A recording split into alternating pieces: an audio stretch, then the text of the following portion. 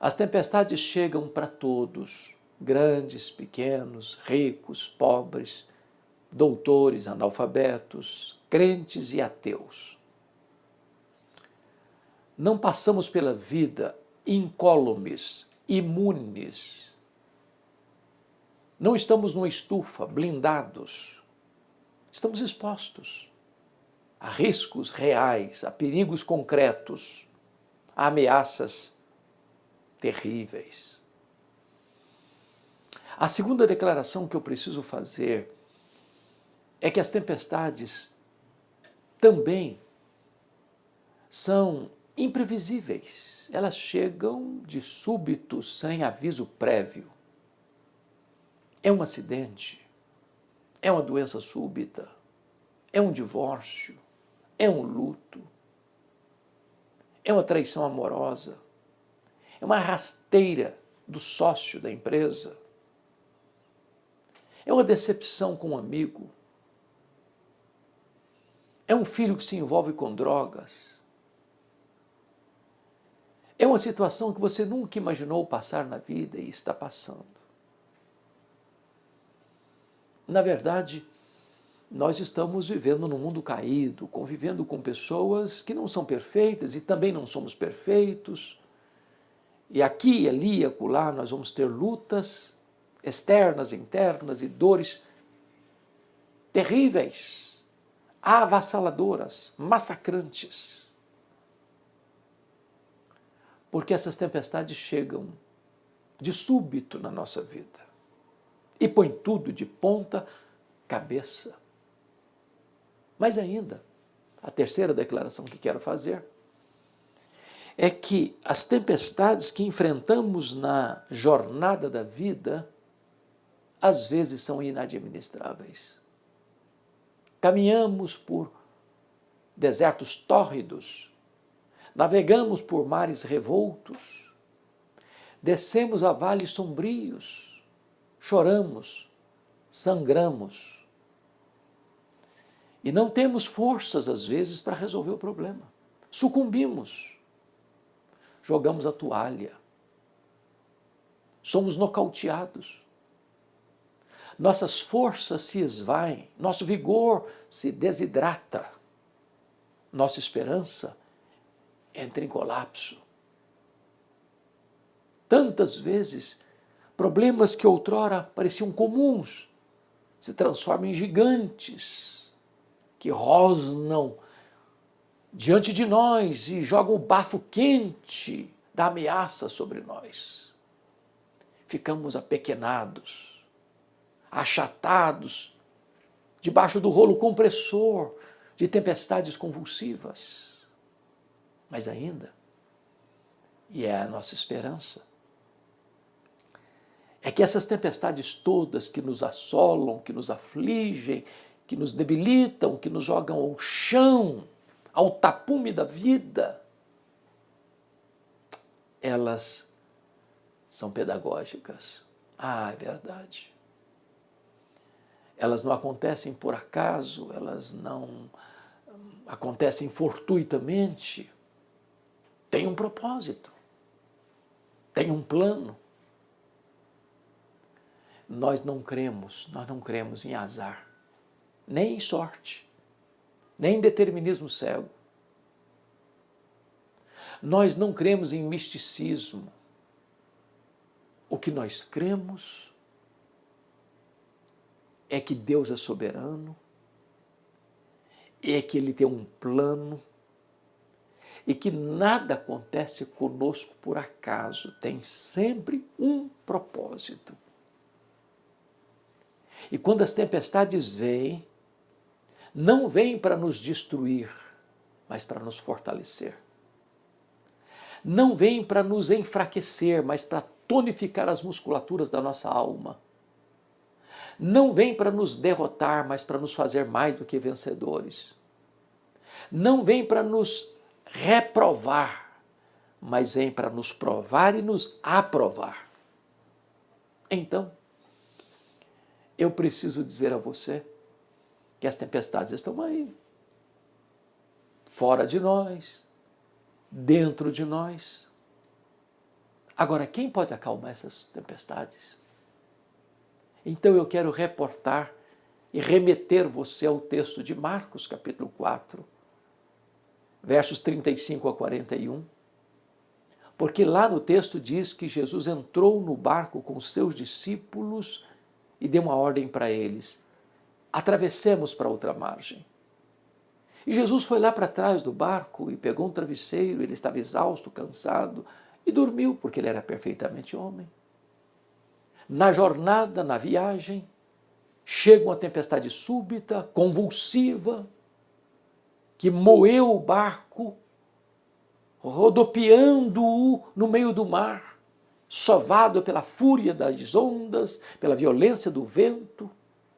E os discípulos apavorados recorrem a Jesus com a pergunta em tom de censura: Mestre, não te importa que pereçamos?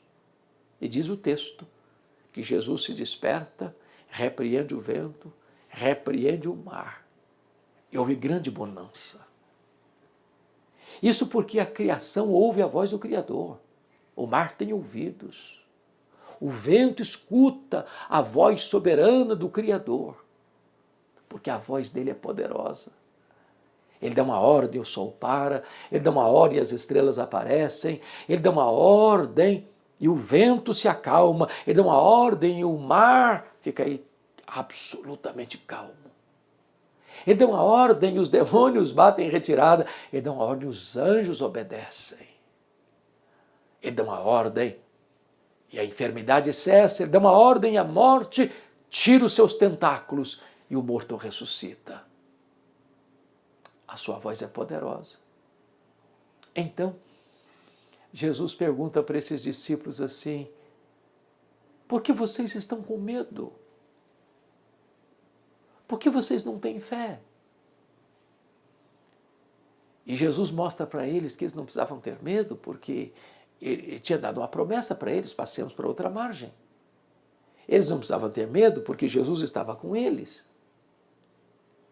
E eles não precisavam ter medo, porque Jesus estava sereno, em paz, na tempestade.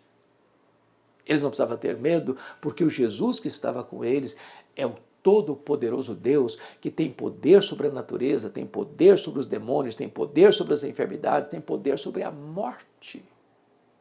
Então, é que os discípulos perguntam, maravilhados, tomados de grande reverência diante da majestade de Jesus, e perguntam: quem é este que até o vento e o mar lhe obedecem?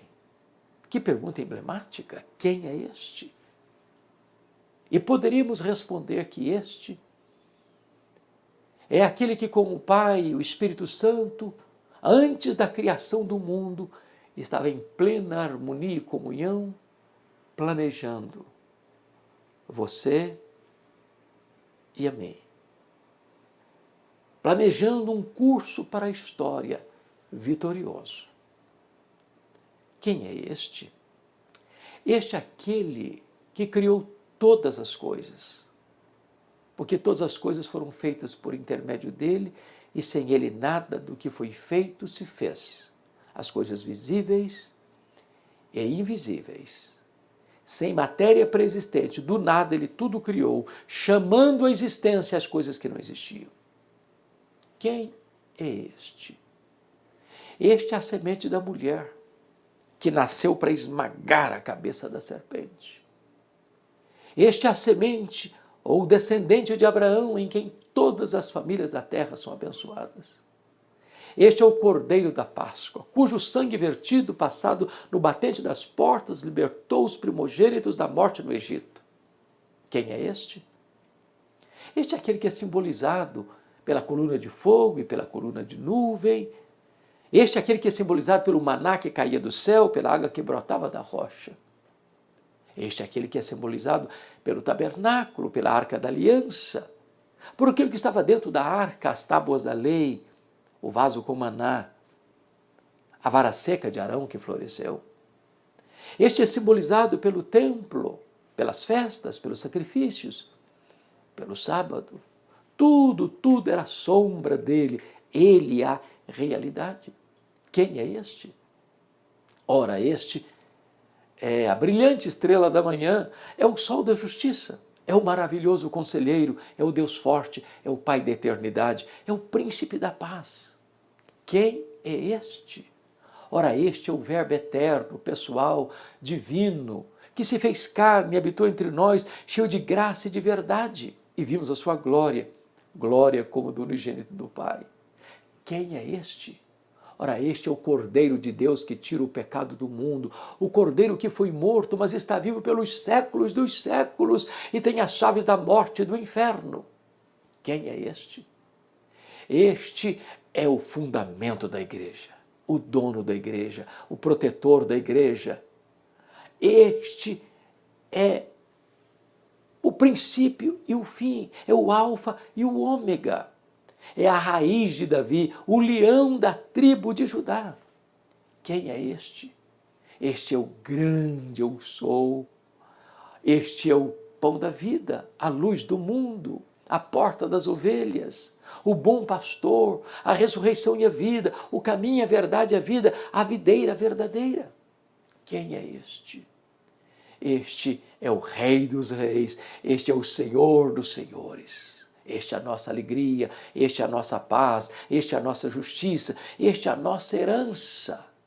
Este é aquele que andou por toda parte fazendo o bem, libertando os oprimidos do diabo. Os cegos viram, os surdos ouviram, os mudos falaram, os coxos andaram, os mortos ressuscitaram. Quem é este? Este é aquele que, sendo Deus, não julgou como usurpação o ser igual a Deus, antes a si mesmo se esvaziou, assumindo a forma de servo, humilhando-se até a morte e morte de cruz, pelo que também o Pai o exaltou sobremaneira e lhe deu o nome que está acima de todo nome, para que ao nome de Jesus se dobre todo o joelho, nos céus, na terra e debaixo da terra, e toda língua confesse que Jesus Cristo é o Senhor, para a glória de Deus Pai. Quem é este? Este é aquele que chorou e sangrou no Getsemane por amor de nós. Este é aquele que tomou sozinho o cálice amargo da ira de Deus que nós devíamos tomar. Este é aquele que foi cuspido e esbordoado por amor de nós no sinédrio judaico. Este é aquele que foi espancado e vilipendiado no pretório romano. Este é aquele que foi crucificado na cruz do Calvário e morreu pelos nossos pecados, mas ressuscitou para a nossa justificação. Este é aquele que voltou para o céu em glória, está sentado à mão direita de Deus Pai, de onde governam os céus e a terra. Este é aquele que derramou o Espírito Santo sobre a igreja e vai voltar pessoalmente, visivelmente, audivelmente, repentinamente, inesperadamente, inescapavelmente, gloriosamente para buscar a sua igreja. Quem é este? Este é o amado da nossa alma. Este é o nosso glorioso Redentor. Este é aquele que pode acalmar os vendavais da sua vida, os mares revoltos da sua história. Este é aquele que está dizendo para você hoje e agora, você não precisa ter medo, você precisa ter fé. Quem é este? Você pode responder: quem é este? Quem é ele para você? Qual o significado dele na sua vida? Que compromisso você tem com ele? Este é o único nome dado entre os homens pelo qual importa que você seja salvo. Renda-se a ele, entregue-se a ele, e você receberá dele vida eterna. Ele perdoará os seus pecados, ele tirará esse fardo da culpa do seu coração, ele fará de você membro da família de Deus. Ele caminhará com você todos os dias da sua vida, vai segurar você com a sua mão direita, guiar você com o seu conselho eterno, até receber você na glória. Deus abençoe o seu coração.